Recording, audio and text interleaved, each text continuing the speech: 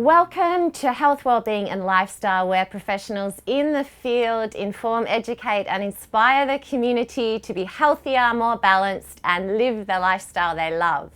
And today we have Caroline Pope in the studio. She's an animal communicator and therapist, and we are going to be talking about the art of animal communication.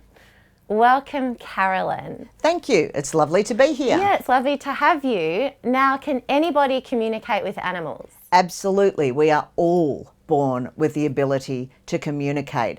Communication is telepathics. Tele is distance, pathics is feeling. So essentially it's feeling over a distance. We're all born with the ability. A mother takes her baby into the hospital and says there's something wrong with my baby. The doctors and nurses always listen because most of the time there is. Identical twins, one just knowing what the other's doing, that's been documented throughout history. It's all telepathics. But of course, from the baby's perspective, unless it's actually dying, telepathics really don't get validated. Then the child says its first word, mom or dad or whatever. Everyone makes a fuss. So the child learns verbalizing gets my needs met, telepathics not so much. Then they get that bit older and they might say the pony's got a stomach ache or the dog's got a headache.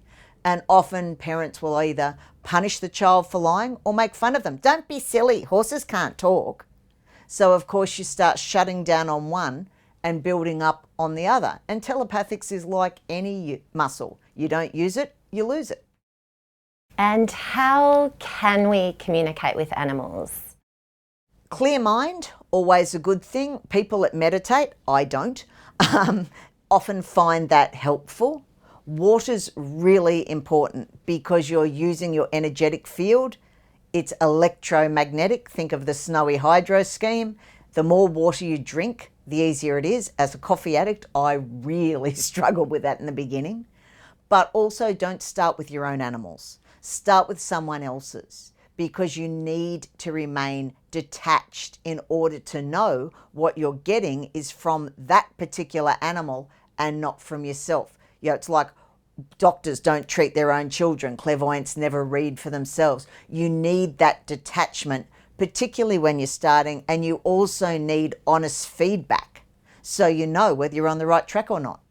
Do you have any examples of animal communication that you could share? Absolutely. Very first, when I'd read the book, I actually started by reading a book back in the mid-90s called, surprise, surprise, Communicating with Animals by a guy called Arthur Myers, who was a journalist. Went down the horse paddock and the first horse I saw told me it wanted clean water. I looked in the trough, there was nothing there. I spent 2.5 years working every day, giving myself the migraine from hell quite often before I got anything else. And every time that horse walked by me, if he was on the lead rope, he'd plant his feet, stop and eyeball me. I'd love to know what the poor guy was trying to get through. Never got through anything again. One horse I worked with, the owner had called me as a last resort. The horse twice a year would blow up massively with fluid. It was down at the Werribee Vet School. It actually had to have a tracheotomy to keep breathing. That's how much fluid we're talking. They were feeding it bananas by the dozen because they were having to give it so much Frutix or furosemide diuretics to get rid of the fluid that it was losing all its potassium. They were going to euthanize it. Again, this was before internet. She literally pulled out a whole trolley full of vet notes. Started talking with the mare and the first thing she showed me was her foal and then said problems been since then. And the owners went, oh my God, she's never come back in season since she had the foal. And then they realised that the twice a year she was having the problem was actually when horses come in season twice a year. And it was when this was happening. A craniosacral therapy session from, this was before I did it, from the lovely Deb Lee, and a couple of bottles of she oak, the Australian bushflower essence, and the mare never had a problem again. Craniosacral therapy was derived from osteopathy, I think about 35, 40 years ago, but don't quote me on the dates. There was a couple of different people that discovered it, but basically your cranio is your cranium, sacral is your sacrum. The craniosacral rhythm can be felt anywhere on the body. You've got your heart rate, you've got your respiratory rate, you've got your cranial rhythm. CST, as it's called, craniosacral, CST for short, much easier for most people, works on the limbic system in the brain, so the emotional part of the brain. The most pressure you're putting on a body is literally that of a 5-cent piece. And then it's basically that whole doing and non-doing. The body's got its own wisdom. It knows what it needs. And quite often what a practitioner thinks the body needs versus what the body actually needs is a little bit like the Montagues and the Capulets. So you're simply allowing the body to unwind. And that's what I love about it. You'll have physical releases. You'll have emotional releases. Animals can process for 2 to 3 days afterwards. And the results really are profound. And yet it's so gentle you can do it on a newborn. And could you give us some tips on how we can communicate with animals? Think of, for most people, I think they find the proverbial thought bubble. You know, the little cartoon bubbles, putting a thought in there and throwing it at the animal. And whatever you get back first, that very instantaneous, that's communication. Quite often when I'm talking with an animal, the owner will get as far as, did he, do they? I've already got the answer, yes or no, because a thought is instantaneous. Trying to put words to something, particularly if it's an important concept, can take you a second or two. And of course, the thoughts being so instantaneous, it's trust your gut. That's the biggest thing. And whatever comes into your mind first, don't try and do the logical right brain versus left brain argument. You only wind up with a headache. Trust that gut. Whatever you get instantaneously and first is right. Every time. Caroline, thank you so much for joining us. That was fascinating. If you want more information on Caroline Pope and the art of animal communication, head to her webpage on our website, healthwellbeingandlifestyle.com.au. Stay with us after the break, another interesting guest with an exciting topic. After the break, breathwork expert and life coach Christine Hart-Savage will be talking about developing emotional intelligence. Stay tuned.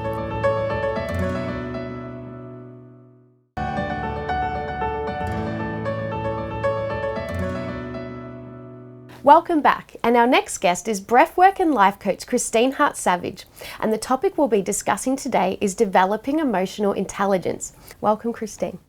Thank you, Megan. It's great to be back again. Christine, emotional intelligence is a really hot topic at the moment. Could you describe for us what emotional intelligence is? Emotional intelligence is huge, absolutely huge.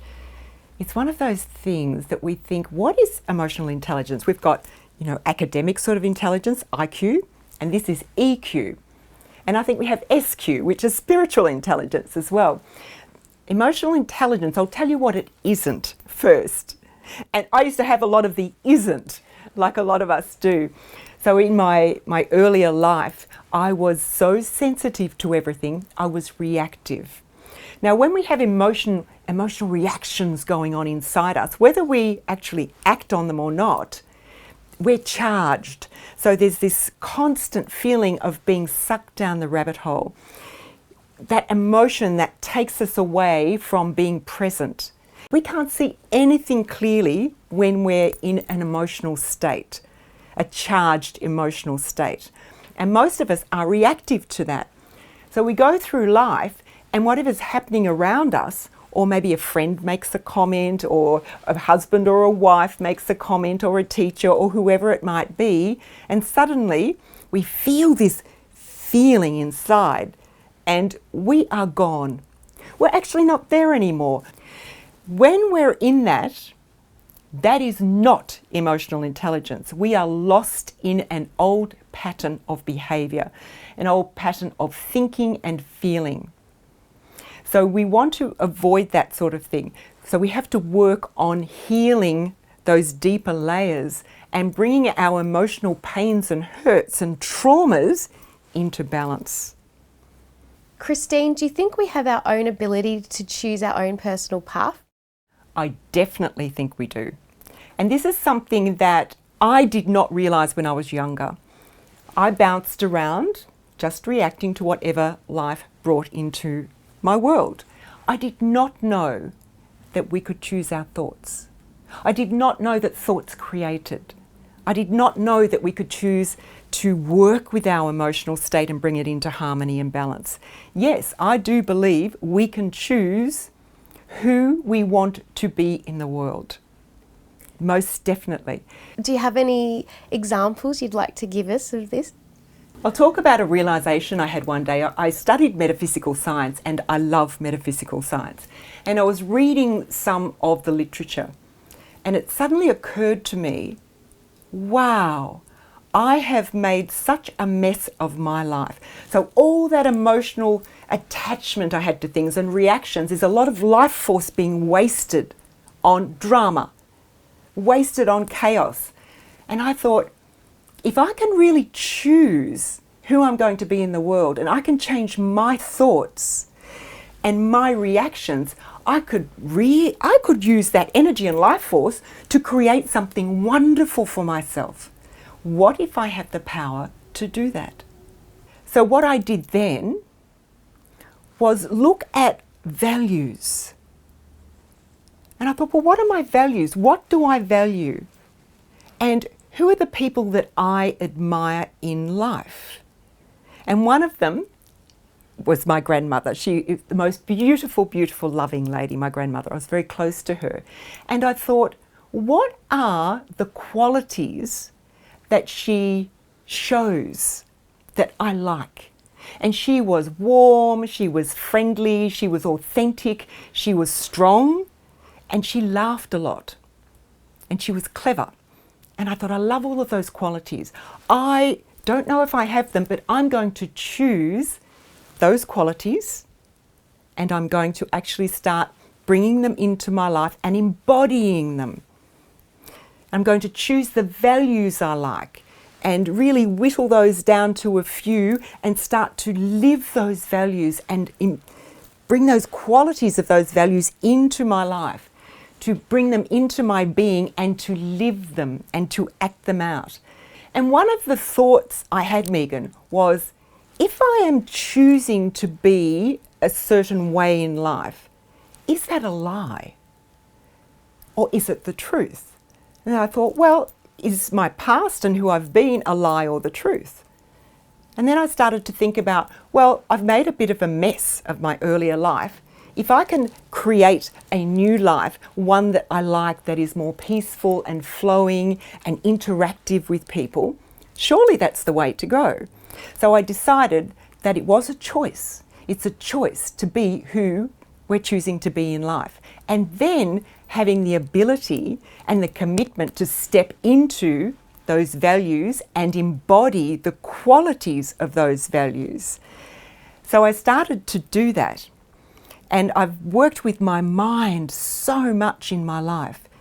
So one of the things with emotional intelligence is being able to become non-reactive, non-attached to outcomes of things. So to do that, I use my breath a lot in my life to balance myself. Christine, what should the viewers and I do to develop our own emotional intelligence? Really become aware of yourself. Become aware of your thoughts. Become aware of your emotions. Become aware of your actions. And then line those up with the values that you hold dear to you. And try to embody those, the qualities of those values into your life and act those out. So it does take a lot of practice. And one of the things is any time and every time you catch yourself being caught up in some emotion or feeling like, I'm going to get back at that person, that payback sort of energy, catch that. And every time you catch it, don't go crooked yourself. Put your arm up, bend it at the elbow, pat yourself on the back and say, I caught myself. I am moving forward. I am getting it. So we can work in a way that we're kind to ourselves, but we need to be really focused and really committed to making those changes, but it's worth it because then we design who we're going to be and we can live a really wonderful life by our own life design, by leading ourselves in our life. We become much more emotionally intelligent. Thanks, Christine. That's such fantastic information. If you'd like to know more about developing emotional intelligence or Christine Hart-Savage, go to her webpage on our website, healthwellbeingandlifestyle.com.au. And after the break, we'll have another interesting guest with another interesting topic. Stay tuned. After the break, barbecue cook and healthy food advocate Sarah Kiryshin will be talking about healthy food for today's busy people.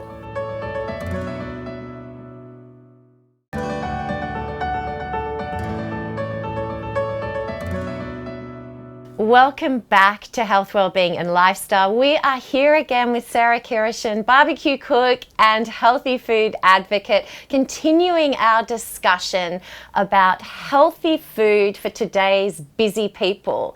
And Sarah, this looks like you've brought a party into the studio and I can't wait to hear more about it. It looks so delicious. Amazing. Well, this is my favorite, my go-to, my crowd pleaser. When I am doing a barbecue, this is what I get out every single time. It is, I know I go on a lot about making sure that barbecue is always easy, but in this case, it is so quick and so easy, and I've never met someone that doesn't enjoy it. It is just delicious. Please explain what we have here. Okay, so what we have is, I'll talk about these amazing little triangles here. So we've got lamb mince in pita bread in its simplest form.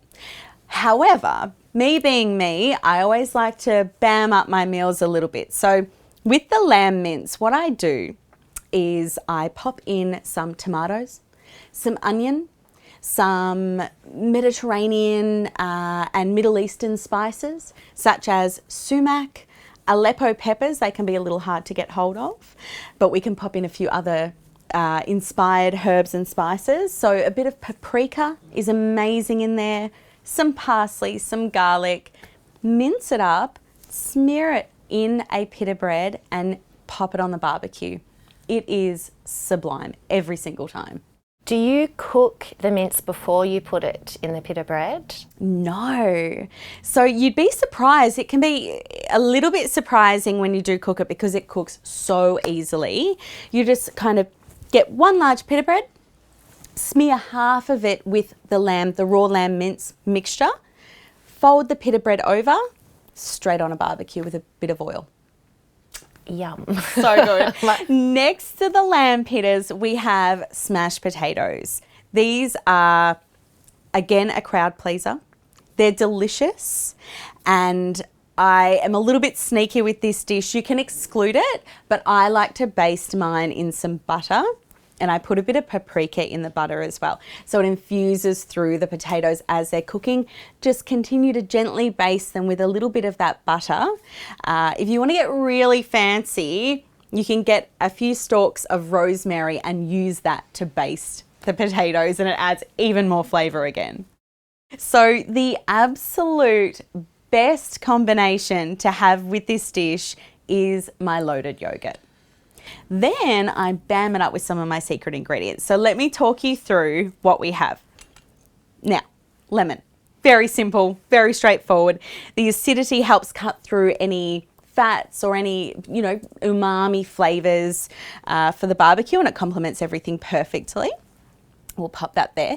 So my secret ingredient, people always ask me how I manage to get so much flavour into the food that I cook. Often I use preserved lemons. They're salty, they're super powerful in flavour, and they just make every dish so much more delicious. So I pop in the preserved lemons. I've got some grated garlic here because, hello, garlic makes everything taste better.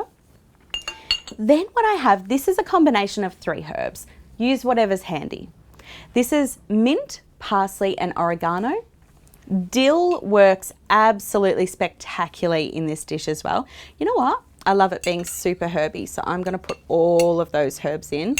And they will soften and they will infuse the flavour of the yoghurt as the days go by. So definitely one to keep in the fridge because it only gets better with time. And then 2 other ingredients. You can actually add quite a few ingredients to this yogurt. This is kind of in its most simplest form. I'm also going to add in some sumac. So sumac is like a Middle Eastern berry.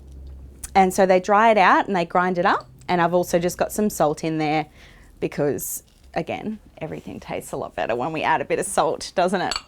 And you pretty much add in a little bit of olive oil and mix it around. The longer you leave it, the better, because the flavours will infuse even more. But I'm sure you are going to try this and I'm sure you're going to say it tastes amazing just the way it is. But obviously, as you leave it, it'll just keep getting better. So once you've made your yogurt, grab a pita bread, pop a bit of yogurt on there, straight down the hatch. It's amazing.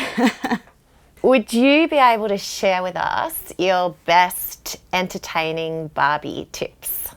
Okay, so there's so many ways that you can enjoy a barbecue even more when you are entertaining. So for example, with these pitas, you can even get people to make their own if you want. Say, here's a pita bread, pop a bit of mince on there, fold it over and chuck it on the barbie. Otherwise, because it's done so quickly, we've got our friends together, we've got food kind of going on and coming off the barbecue, and it becomes quite a communal situation. And people just, trust me, whenever I do these pitas, people always keep kind of strategically coming back to check in if there's any more.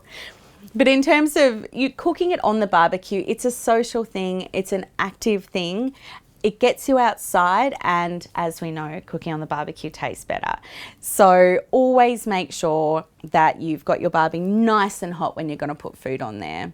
I always use charcoal. I prefer charcoal cooking. The flavour and the heat distribution is far better. And it seems daunting, but it really is not. It is a very straightforward process. It's almost as simple as lighting a gas barbecue, honestly. You just put charcoal in a barbecue or a pit, or whatever you can find that's safe. You use fire lighters and put them in amongst the charcoal.